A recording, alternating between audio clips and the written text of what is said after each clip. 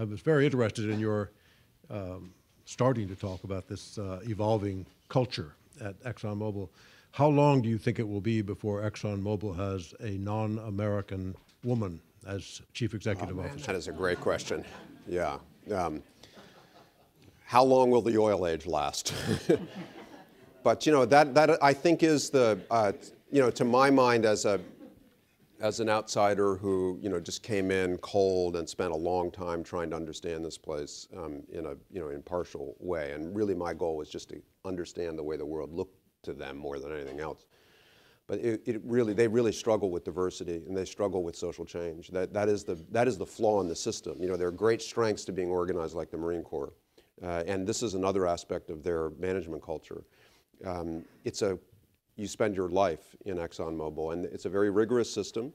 You come in, and early on you're reviewed, and if you're in the top 10, you'll go into a pool of other valedictorians, and if you graduate out of that, and after 6 or 7 years you still want to be part of this rulemaking culture, then you're on a track. Now you'll pay a price. You have to move every 3 or 4 years in all likelihood, but you'll be tracked toward leadership.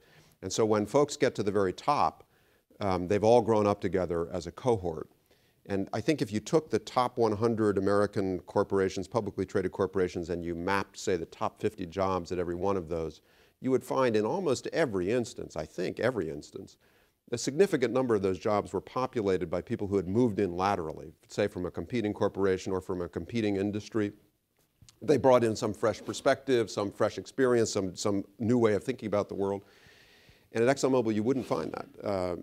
Just like, if you have a successful career at IBM, that doesn't mean you can move over and be a 2-star general in the Marine Corps. You come up together as a group.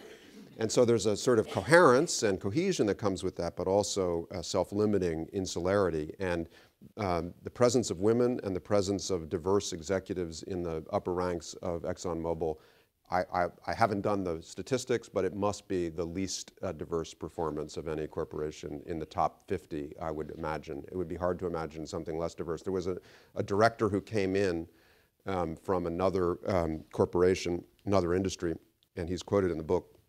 He said he was sort of astonished by this culture and trying to figure it out, and he realized at one stage, he said that all of the top 4 or 5 executives who he met only had sons. Not a one of them had daughters. And he had a background in math, and he went home and he tried to do the probability tables, and he said, okay, there is a selection bias here, but what could it be? I mean, is it hunting? Is it, I don't know. And there is, in fact, a hunting culture at the corporation. But, so why does it matter? And, ExxonMobil's response to a lot of these sorts of criticisms or observations from outside is, doesn't matter. But I think in this case, it does. I think the world, your question implies what kind of a world we're moving into. And you think about what is ExxonMobil's value creation competitive imperative. They've got to create the best science and the best technology in a world where the gap between private corporations and Chinese state-owned corporations is closing fast, where intellectual property is being stolen or it's migrating for one reason or another all around the world very quickly. So you have to maintain an edge in human capital in a profound way looking out 30 to 50 years. Well, how are you going to do that if you don't have a work environment that's friendly to the very best women who are coming in? Who's graduating from college in the United States anymore? I mean, and you look at the way the world is changing more broadly, they're going to have to figure this out or they're not going to succeed in my opinion.